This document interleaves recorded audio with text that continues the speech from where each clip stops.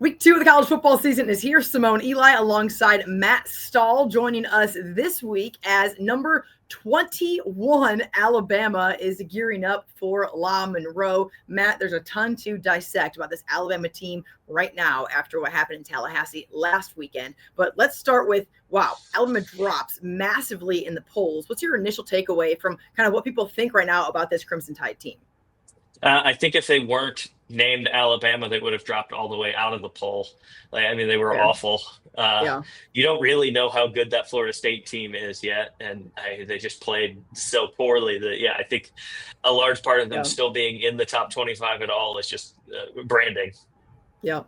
Yeah, no question about that. Alabama will welcome in Louisiana Monroe, who, of course, did win their first game. As we know, it's a Sun Belt Conference opponent, but we'll get into kind of the interesting parts of the head coach over there, of course, in Brian Vincent and what he kind of brings to the table. But when you look at this team right now, Matt, and what they bring to the table, there's a lot of issues kind of everywhere when it comes to what happened in Tallahassee. But it seems like one of the biggest things is simply effort, is simply kind of what it's going to look like to go out there and compete like we've seen Alabama teams do historically, especially under Nick Saban. What is your takeaways from what the effort was like in this game? And then what do you feel like we've heard from coaches this week as they get ready for week 2?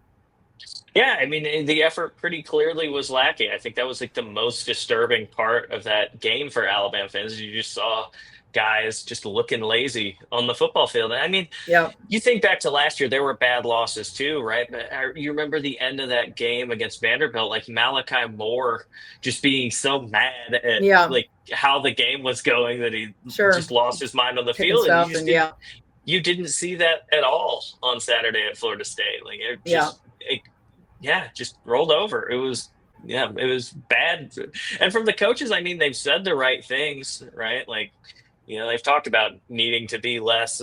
Kane Womack said they need to be less timid, and it seems to be like what the players and coaches are concurring on that. But like, what's that actually look like in real life? And are you even going to be able to tell this week? Like, Louisiana Monroe isn't like.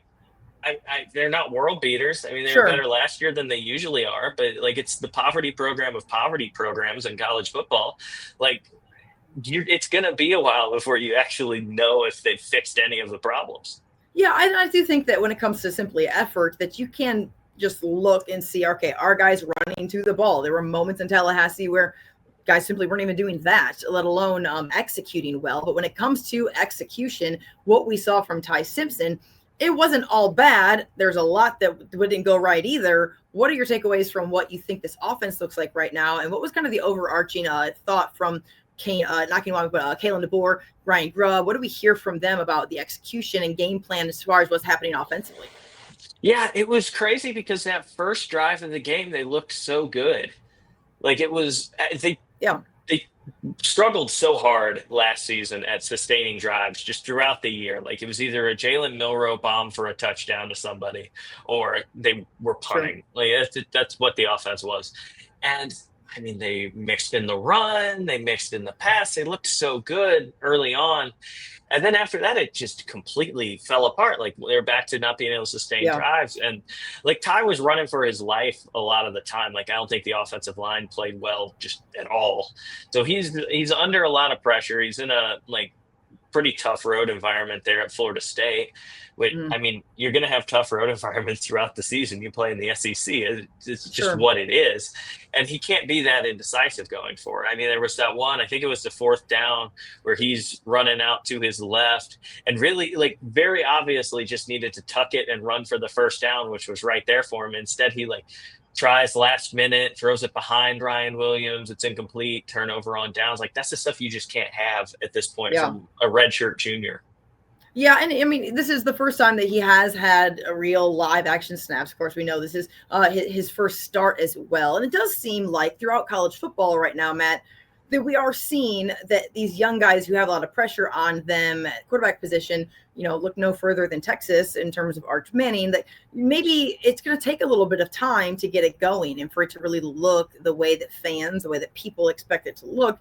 Do you think that in terms of the weapons around Ty Simpson, that Alabama has the type of guys that are high caliber enough to get it done. What's the injury status of course, Ryan Williams? Jeremy Bernard had a great game. Are they going to get their lead running back look like back? What is the injury update in terms of the offensive weapons that need to be there for them to have success? Yeah, so Jam Miller is going to be out again, dislocated collarbone still. Kayla mentioned today on the SEC teleconference that it's looking better than they initially expected. They could see him back against Wisconsin, but not this week. Ryan Williams has a concussion, is in the concussion protocol. I'd be kind of surprised to see him play this week. Isaiah Horton came out of that game. They called it a lower body injury because Kalen reports injuries like he's a hockey coach.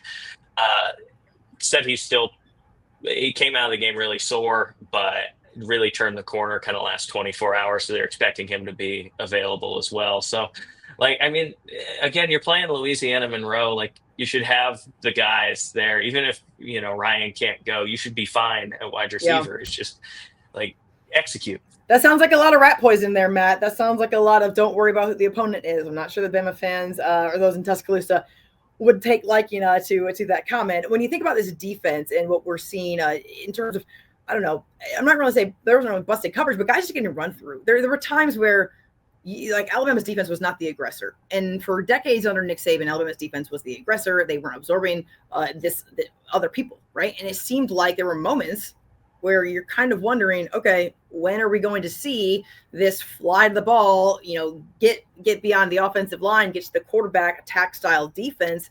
Is it cause for concern? And what are your thoughts on kind of the takeaways from Kane Womack's defensive unit right now? I mean, it's definitely cause for concern. Like those two inside linebackers. Now, I'll give Deontay Lawson. I mean, he's still kind of recovering from an ACL injury, I think. So that slowed him down a little bit. But I mean, Justin Jefferson's in his fifth season of college football, and he looked awful. Like there were times where he looked like the worst player on the field. So you got. It was a terrible. Like, I wonder at times, like, does Alabama just have too many well-adjusted people at linebacker at this point? You look back to the Saban era, and it's like Rolando McClain, Reuben Fott. Like, these are kind of lunatics. Like, maybe. Well, maybe. I mean, they won. I mean, there was that, right? So they did well. Yeah, absolutely. And maybe the moral of the story is you need more just lunatic behavior at linebacker. But if you're going to be in the SEC, you got to be a little bit crazy. You got to be you're going to be knocking heads and stuff. So there's no doubt that can definitely be a challenge at that position. When you think about this La Monroe team, Matt, obviously Bryant Vincent is a guy who's well known in this state, a longtime high school football coach. Obviously was the interim coach at UAB, a situation that a lot of folks, that's kind of a train wreck of his own self right now over there. And he's now at La Monroe. They ended the year with a rough stretch after starting, 5 of 6 wins last season, but he likes this group. I'm not asking necessarily, do you think they're going to go in there and win? But given the fact that there are a lot of meaningful, I guess there's a lot of parallels here that mean a lot personally to his staff and to him coming back into the state of Alabama and being at Bryant-Denny Stadium. I mean, is that kind of just something to kind of keep an eye on, in your opinion, as we navigate getting ready for Saturday? Yeah, probably. I don't actually envy his position much in the world of college football. Louisiana Monroe has been so bad for so long. Under Terry Bowden there, I mean, it was just unmitigated disaster of a coaching staff right before Vincent got there. I mean, they don't have any money as a program. It's a really, really tough spot. But on that, Alabama consistently underperforms against teams they should beat the brakes off of. So it's one thing to do it against Florida State is a legitimate college football team, Power 4 football team. Vanderbilt's even. But they were also really bad. I mean, they're obviously Power 4. They have money and all of that, but it's not like Louisiana Monroe. I understand in terms of what the resources and things, but the truth of the matter is that Alabama, regardless of opponent, should probably be playing up to the level of Alabama and not down to the level of their opponent. Yeah, correct. And I think that's one of the issues people have seen a lot during kind of the DeBoer era was the Saban team, we wouldn't even be talking about it. It's could Louisiana Monroe put a scare into Alabama? The answer was no, because those teams always took care of business. I mean, not in 2007, they didn't. That is true, but you can sort of discount that team. But discount nothing. It's still the same. I mean, still Louisiana Monroe and it's still Alabama. I mean, the guy was still Nick Saban coaching that team. That is true, and who knows? Maybe they do it again. Just That counting nothing. The fans don't that want to would hear be that. that would Uh-huh. be where you run into the angrier boosters. Well, I would advise Kalen DeBoer. I'm no coach. I'm not an agent. Any of that. But like, don't lose this game. well, Win, yeah. And again, I win don't this think that game we're by going to do. 45 points, and like just try and prove it again against Wisconsin next week. Yeah, yeah. And I think that it's an opportunity for things to get cleaned up, for Alabama to get some things figured out, and to make sure that the tape reflects the type of effort that I think people want to see from a Crimson Tide team. Let's do some predictions right quick before we wrap things up. Obviously, it's going to be a 6:45 Central Time kickoff. Their game is going to be on SEC Network at Bryant-Denny Stadium, a night game. It'll be a great atmosphere, I'm sure. People, even though it is, maybe a lesser opponent, so to speak, when it comes to the Sun Belt, people are going to be excited. This is the home opener for Alabama. What are your thoughts on what this score might look like, Matt, when we get to 0-0? Well, we'll see. We'll see on the atmosphere. I don't believe you're allowed to bring like Rotten Tomatoes into Bryant-Denny Stadium, so that's good. But I don't know. I don't know, 42-7. Like Alabama should win this game and win this That's game by a lot. strong. But I, I mean, you're gonna have some like some upset players, some upset coaches looking to prove something. I think, well, they shouldn't but be mad at themselves. I mean, it's not like they lost the game because the officials lost it for them last week. If they're going to be mad at anybody, look in the mirror and be mad. correct. Well, if they don't come out angry in this game, like you got much bigger problems than any of us think. So Yeah, I yeah, I, I think they win pretty handily. I don't think this Louisiana Monroe team is very good. So yeah.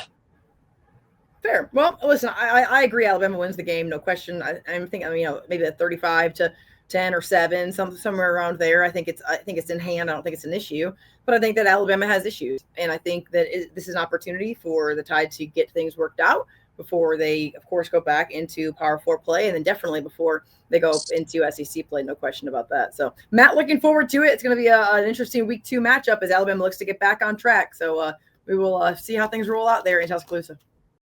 Brought to you by Alabama Beef Farmers and Ranchers.